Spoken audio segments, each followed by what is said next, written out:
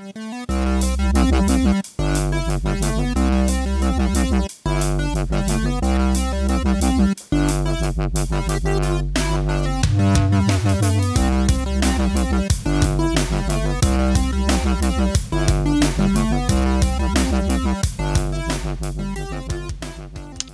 everybody, welcome to another episode of the LitRPG podcast. I'm Ramon Mejia, and I'm here to bring you the latest LitRPG news, reviews, and author interviews. This week I have 6 new reviews for you on episode number 250 of the show. That's right, 250 episodes. That's multiple years. That's almost, I think, a little under 5 years worth of doing the podcast. So it's a banner day. We don't have any special deals, just a recognition that it's 250. But I do have 6 reviews for you this week, 3 from me and 3 from our returning contributor, Ian Mitchell. And I'll be reviewing for you this week, Death is the Destiny of All, 20-sided I series book number 4. Also, How to Defeat a Demon King in 10 Easy Steps, which came out as an audiobook months ago. Now it's as an ebook. And then I'll be reviewing the webcomic, Omniscient Reader's Viewpoint. There's also a web novel, but I like the webcomic better. But from Ian, we actually have 3 reviews that he submitted to the podcast. Nightmare Game System and LitRPG Horror, written by our very own Ramon Johnson, who's the host of the LitRPG audiobook podcast, which we produce. Also, The Artificial Dungeon, for Sale by Owner, and Unbound Deathlord, Corruption, which is the 3rd book in that particular series. Before we go into that, we're going to go first into LitRPG news.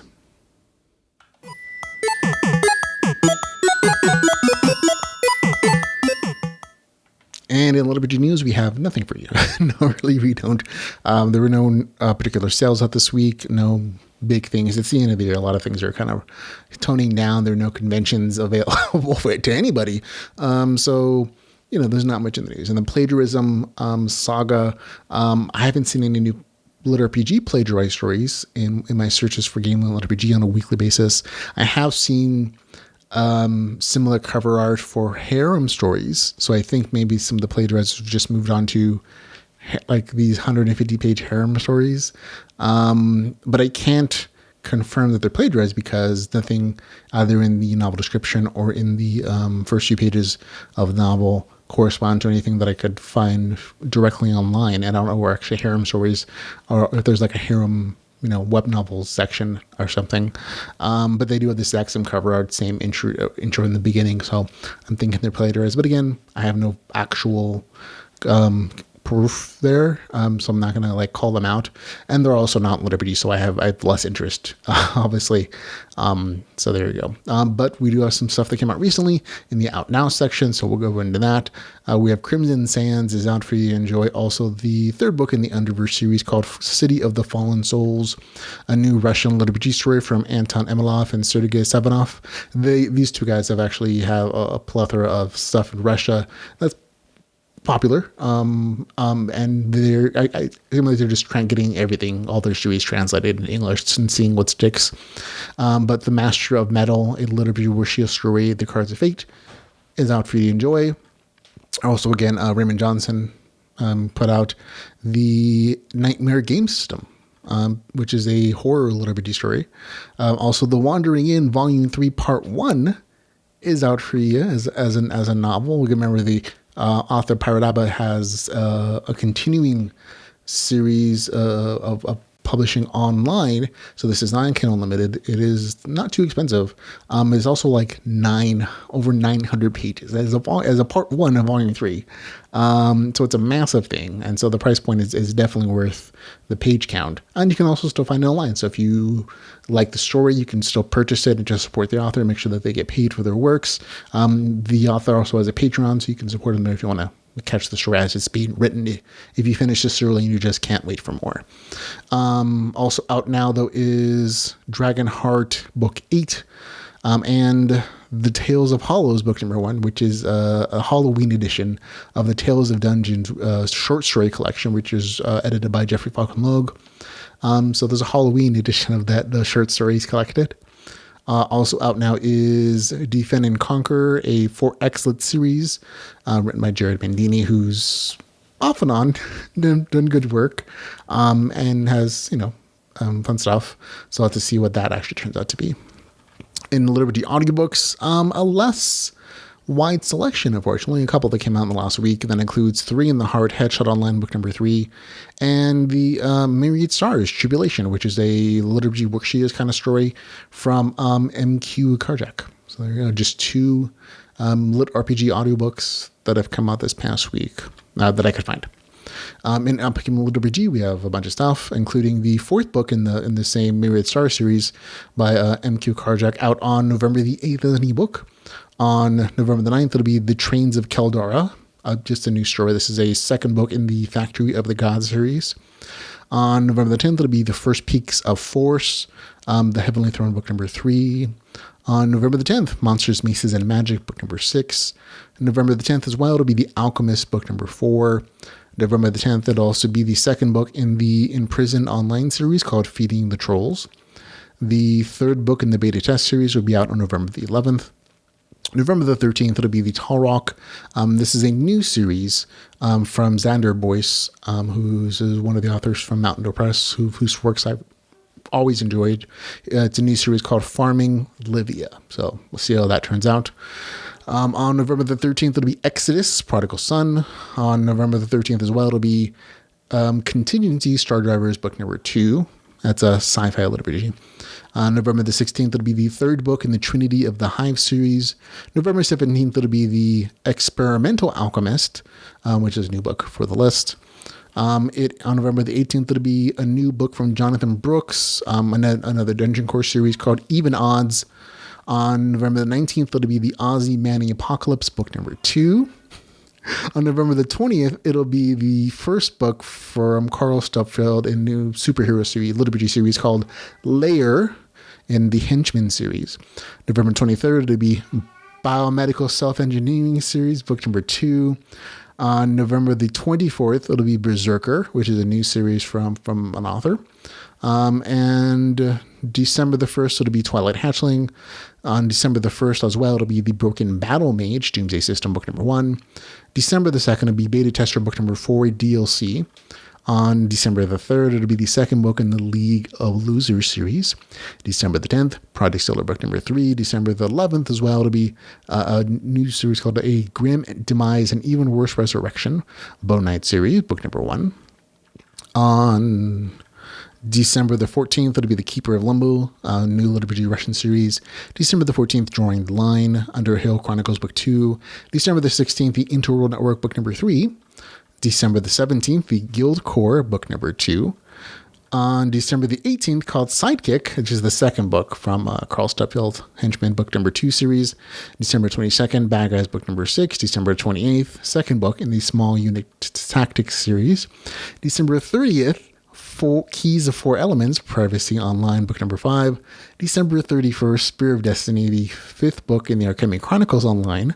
January 4th of next year, Underdog, book number 5. January 12th, Warlock Chronicles, book number 2. January 18th, Rogue Merchant, book number 3. January 19th, it'll be Life in Exile, book number 4. January 20th, the 4th book in the Player Reaches the Top series. And January 31st, last, I promise, it'll be Legends Online, book number 8. So that's all the stuff I know about. It's coming up in the near future. It has been released recently, so go enjoy it. And now we're going to move on to LitRPG, new releases rather, and reviews.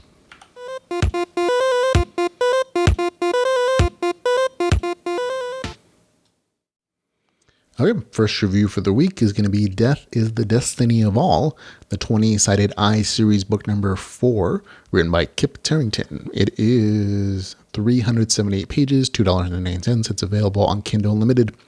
And here's the author's description. The gloves are off and the invasion has begun. Rook has turned his attention onto the newly formed kingdom of the Iron Dice. In his mind, Joe has become a nuisance that must be squashed. How will Joe's castle prevail when not one but two armies march upon it?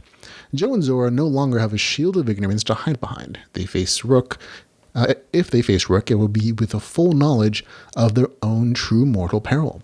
They may be champions with near immortality, but they are still just two micro-sentients facing a godlike being. The adventure continues as Joe and Zora journey back to their kingdom in hopes of bringing order to a dungeon that has been falling into chaos. How will they prioritize which fire to put out, or what everything they have built burned down to ashes? If Joe and Zora don't build levels, strength, and abilities quickly, then the kingdom will fall. So there we go. Okay, it's been quite a while since book 3 in this series came out, and that for those first 3 books have a nice coherent arc to them.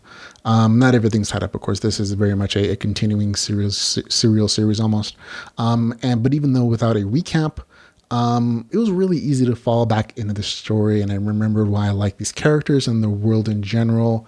It's just kind of enjoyable to go back to like a story in series with characters I like. I'll admit the story has lost a bit of the like grandiose world building sections that existed in book 1 and 2, I think, but I think that's mostly because they serve their purpose. Like in book 1 and book 2, the author is definitely trying to do some more expensive world building, setting up the kingdoms that are going to be like vying factions. But as the series has continued on, it's more and more kind of dropped away from those as those characters and all those lower and world building sections have did their jobs. And so even though those big, large world building sections don't exist really in this novel, in the 4th book in the series, I don't necessarily see this as a detriment. It's kind of a shift in storytelling. The story more closely follows the main character, almost on a slice of life kind of setting, where he is finished with that last big vampire arc for book number 3, and he's going back to his regular kingdom and developing it with some minor kingdom building stuff, but mostly with dealing with the other new threats to his castle and to his place of power, defending, building up defenses, interacting with the various forces that want to take that place from him. And as the novel description kind of mentioned, also that larger interaction with Rook, I forget what his official, like the agent of contingency or something, or contention. And all those things kind of flow together for this to be again more focused on just the main character and his and what he's doing with his fairy companion, and so it's mostly action adventure, a little bit of kingdom building, but a lot of just like smaller interactions between characters and a couple new characters I thought were kind of nice to finally see. But overall, a nice read. It's going to get a score 7.5 out of 10 for me, which is like a good solid middle good review score for me. I was entertained. The story feels in some ways like the author is trying to find things for the characters to do to some degree, because by the end of the book I was like, oh, okay, so this is how that's wrapping up a little bit. I'm like, okay, enjoyable. I don't think quite as enjoyable for me, at least, as the first 2 books in the series, but still very, very good stuff. I had a good time with it. And so for me, good score, good return to a series and a world that I enjoyed. So that's Death is the Destiny of All, the 20-sided Eye series book number 4, with the score of 7.5 out of 10. And next up is going to be How to Defeat a Demon King in 10 Easy Steps, written by Andrew Rowe. It is 151 pages, not that long. It is $2.99. It's available on Kindle Limited. And here's the author's description. For thousands of years, there has been a cycle. A demon king rises and conquers, and a hero is reborn 100 years later to defeat him. Each time, the civilizations are ground to dust beneath the demon king's hordes, but humanity has remained secure in its belief that a hero of legend will always save them. There's just one slight problem. It's only been 23 years since the demon king's latest rise, and this time he's already conquered more than half the world. If humanity simply waits for the hero's return, there may be no world left for him to save. And so, Yui Sha sets out with an ambitious plan, a 10-step plan.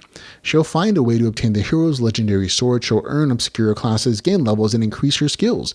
She'll travel to the meticulously crafted dungeons that seem designed for one specific hero to complete, and if she's truly unfortunate, she might even find a fairy. She might not be a hero, but if she can fake it long enough, she might still be able to save the world. Okay, this was an unusual publishing decision from the author and from the company. I think the audiobook came out months and months ago, like 3 or 4 months. And it came out as Amazon exclusive, lots of press, lots of like publicity or lots of like promotion for it. And now the ebook version of this comes out. And I'm going to have to say right at the bat that while I was fundamentally entertained by the story, I think the audiobook is a much better medium for this particular show, just because I think just listening to like the samples of the audiobook, that the humor comes through the audiobook much more clearly and cleanly. In the ebook version of this, of which I've read the entire thing, you definitely get a sense of the parody it's being made fun of. The story pokes fun at the hero stories, the Demon King kind of cycle story, and the reborn hero thing. There's lots of Zelda references, and it's kind of what it is. It's a lot of parody story humor here for that, and as long as you really appreciate that humor, where it comes through for you as a reader, I think you'll like really enjoy this. I got the jokes personally, but at some point I was like, okay, it's another Zelda joke, and I'm like, after a while, just as reading, I'm like, what am I really getting from this story? Like the first 20%, there is definitely like an attempt from the author to like really show LitRPG mechanics, showing smart progression, smart decision making for like what classes, even though like, there's no like show like the author or the main character researching the stuff. You know, the general assumption that he did so, or she did so rather, to choose these particular classes and their abilities and stuff.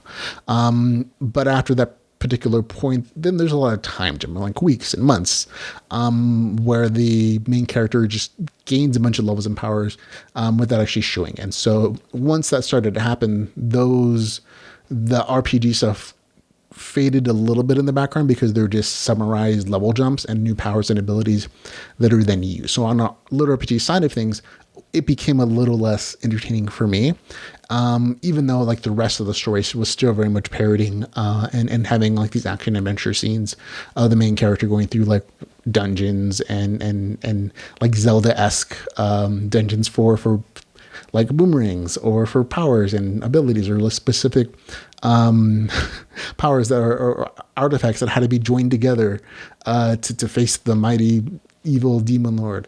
And there's tons of jokes in there about like that kind of like those story types and tropes. But that it becomes more focused on that kind of story than the RPG side of things, which for me made it slightly less enjoyable because I like the RPG stuff. I like LitRPG. That's what I come to the table for. That's what I did the whole podcast for. And so as that lessened, my interest waned a little bit. It was still overall entertaining though. Overall, it's a fine story again if the humor lands with you. Like I said, it's very much a parody, but the parody aspect got a little bit old on the ebook side of things. But just again, listening to the audiobook version of it, even just the sample, it's like, oh no, the audiobook narrator does a really good job of like really stretching out those humorous moments coming through in tones and sarcasm, and nicely done there. And I think if you listen as an audiobook, even though it is kind of short, it might just be more humorous for you. I think I found it to be so versus the ebook version of it. So for me, give it a score of 7.2 out of 10, which is like still a good score. It's still entertaining. If it's an entertaining story, it's probably going to get a 7 for me. But it's definitely on the lower side of that scale because it wasn't quite as entertained because of the RPG stuff, like the actual like meaningful RPG stuff, just lessened in importance as the story continued to progress. And it became more about like following game mechanics and trophy stuff and making fun of that parody of like Legend of Zelda or other like reincarnated to defeat the demon lord kind of storytelling. So still gets a score of 7.2. That's How to Defeat a Demon King in 10 Easy Steps with a score of 7.2 out of 10.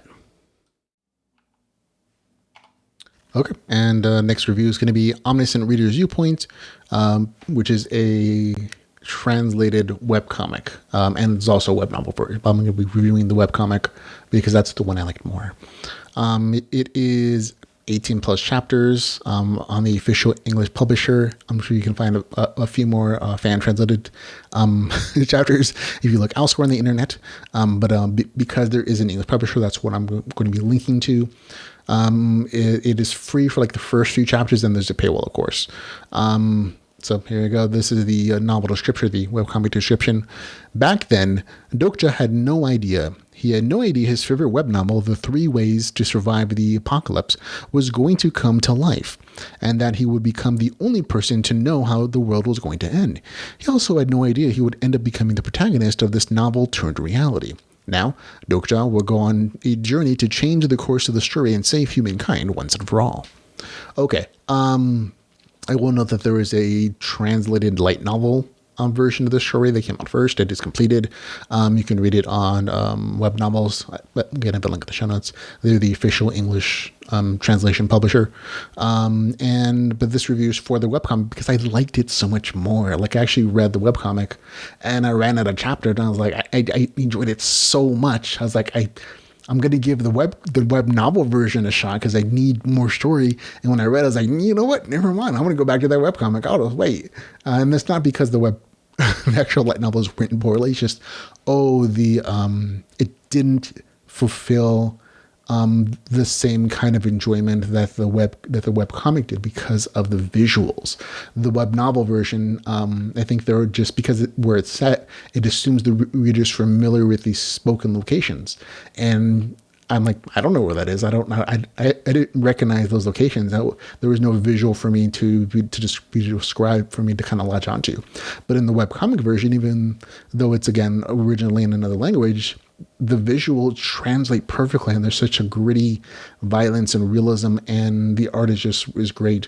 And even though just the text bubble is translated, the visuals bring so much more to this, that I just had such a great time. Like, I really did not think this is so good. Every chapter in this story, first let's talk about the story. The story fundamentally is a RPG apocalypse story where the world goes to heck in a handbasket. Now, the only twist on that is that the main character had been reading a web novel, a light novel version of the exact same thing happening. And he in beginning, this isn't too spoilery, in the first chapters of the story, he comes to the very end of that 3,000 chapter novel or whatever, and he's like one of the only readers left who survived to the end, who finishes it off. And the author's like, thank you very much for finishing my novel. You're one of the only people who encouraged me to continue to do so. And so as a reward, here's a copy of the novel. And then as soon as he finishes that message, the world RPG apocalypse happens just as it did in the story, because he was the only one of the few people who finished it. He actually has foreknowledge of what's happening in the RPG apocalypse. And he uses that foreknowledge along with his own RPG power that are related to his ability, his reading and his knowledge of the upcoming story to survive, and to use that to try to make sure he survives, and also give himself and the people he eventually grows up with an advantage in the story. And so the story kind of unfolds as him having foreknowledge for these events happening, and of the main characters in the story he read, and trying to use that to gain advantages and survive. And he doesn't have any special, particularly amazing special powers, just a will to survive and a knowledge of abilities and things that are happening in the future, and using those things to get an advantage. And so it's like I said, it's a great story. The art is great too. I'm actually going to show you the art in the video version of the podcast right now, just so you could see what I mean about the settings coming to life, the tension, the terror, the violence, that just for me didn't come through in the light novel as well. So just looking at what's happening in the story, visually, the art is it's really spot on. I look forward to every weekly update of the chapters that come through for this particular trend. It's one of my favorite webcomics at the moment. So it's just entertaining stuff. So really good stuff there. So for me, the webcomic Omniscient Reader's Viewpoint gets a score of 8 out of 10. Like I said, there's not a ton of chapters on the official webcomic English publishers. There are, I think, 19 at this point. You can technically find more if you go searching with that title name other places. But again, because this has an English publisher, an officially licensed English publisher, both as a light novel and as a webcomic, I would link into those places so that the author and the publishers get the money for the good work that they're doing on an official basis. So there you go. But for me, 8 out of 10, had such a good time with this webcomic, and I still enjoy it. It's continuing on, so I've enjoyed it a lot. Okay, next is going to be Iron's Picks of the Week. This is a segment of the podcast where a longtime LitRPG community member, Ian Mitchell, who reads and reviews just as much as me on Amazon. He is nice enough to send in his reviews for the weeks sometimes. And he's letting us, share them with you. And I absolutely trust his viewpoint. And we've always generally liked the same stuff, even though his scores are usually about a point higher than mine for like the same content that we read. He also reads other things that I don't. And so it's a great chance for us to expand the reviews into different sections. Like for the next one that I'm doing right off the bat, it's going to be the Nightmare Game System, a LitRPG horror written by Raymond Johnson, who, full disclosure, is the host of the LitRPG audiobook podcast, which we produce. I read the beginning of this. Raymond was nice enough to send me one, but he also forewarned me saying, I don't think this is going to be your kind of story run. One, because I don't really like horror stuff. It's not really my thing. And two, it's kind of graphic and gory horror. Which is kind of a step up. But I reviewed personally the Kaiju Battlefield Surgeon, and that had enough for me. Even some of the gory sections, I was like, I'm going to skip this and get back to the story. And this one was a little bit beyond that, at least in the initial setting for me. And so I couldn't get past the first few chapters. And so I'm not personally reviewing it, but I'm glad that Ian is able to review it, because I want my friend and host, of course, Raymond Johnson, to do well. And so this is Ian's review of this. He says, the title says it all. For me, I found the beginning difficult. It wasn't the writing, just darker than I'm used to. I had trouble with Resident Evil 5 for a while, and this book reminded me a bit of the Resident Evil series. Maybe I'm a wimp about horror. If so, the horror aspect's pretty good. I found Blair, the AI, annoying, and once I got it in a ways, I found my groove, and by the end of the book, I can see a pretty good setup for a series. I thought overall it was well written. It also is painful for me, as I can get squeamish at times, and while the MC won't win the Nice Guy of the Year award, I'm more fond of heroes. And so Ian Mitchell gives this a score of 7.6 out of 10. And he's kind enough to go through the entire thing. I couldn't make it through. I'm definitely not a fan of horror, or especially gory horror, which I know Raymond Johnson is a super big fan of. And so if you like that kind of story, if you like horror and you like liturgy, and that's a match made in heaven for you, you probably really enjoyed this. But I gave it a score of 7.6 out of 10, which is a good score for him. Okay, next up is going to be, there we go, Artificial Dungeon, written by Daryl White. It's called Artificial Dungeon, for sale by owner. And Ian's review is The Merchant of Death. This story is pretty much one long bad day for the merchant MC, even though the story covers a longer stretch of time. His landlord/neighbor covets his store and will stop at nothing to get it. It's a decent read. It pretty much feels like the MC bubbles through things and doesn't make many choices of his own. Mix orphans, a dungeon, and an evil landlord, then watch the blood and tears flow. Okay, so it gives us a score of 7.2 out of 10. And so for me, that's probably around a 6 out of 10 for me. Probably wouldn't have worked for me. And I've actually read the first bit of the story, and I couldn't get into it personally. So this kind of falls into it. It's a decent read, but Ian gives it a better score because he liked it. So Ian gives it a score of 7.2 out of 10 for Artificial Dungeon, for sale by owner. Okay, and next up, last review that I'll be talking about from Ian this week is Unbound Deathlord Corruption, which is the third book in the Unbound Deathlord series, written by Edward Castle. Now, Ian says, wow, some serious head-bending thing await readers. After finishing reading this book, I need to go back and reread parts to understand the ending. I enjoyed the read, but now I've got an Inception Slaughterhouse 5 feeling, and I wonder what just happened. And he gives it a score of 8.8 out of 10, which is a great review score from mine. That's and I absolutely agree. I gave it a very high review score myself when we reviewed it a while ago, when it first came out. And that ending is definitely going to be like a mind twist if you've read this series before. And it was genuinely confusing. Well, not confusing. Well, maybe a little bit. As you're reading the story, there's some shifts in perspective where you're like, I don't understand what's happening here yet. And then it goes back to the regular story inside the game. I'm like, oh, okay, we're just going to go back in this. And at the end, it all comes together. You're like, okay, I get it now. And so I absolutely agree with Ian on the sentiment of the review, and he gives again a score of 8.8 out of 10, which is a very nice high review score from Ian for Unbound Deathlord, the third book in the series, Corruption. So there you go. And that is all for Ian's picks of the week. That is it for the show, ladies and gentlemen. Thank you very much for listening, for watching. Remember, you can follow and listen to us. We actually have a few new places that I totally forgot to mention as they came up. Our audiobook podcast, LitRPG audiobook podcast host, Raymond Johnson, happened to mention in his last show when I was reviewing it and cutting it. He's like, "Oh, I found Ramon's show on Audible," and I'm like, "Oh yeah, that's right. Audible just started doing podcasts." And we've been submitting them for a couple of weeks now. But all the last listings of the show are showing on Amazon as they're building up their podcast database. And so the LitRPG Audible podcast is on Audible. The LitRPG podcast is on Audible as well. And so you can find us there and on Spotify. We've been submitting them to Spotify as well, in addition to your regular podcast hosting sites, or even just on our regular webpage at litrpgpodcast.com. You can find all our podcast episodes there as well.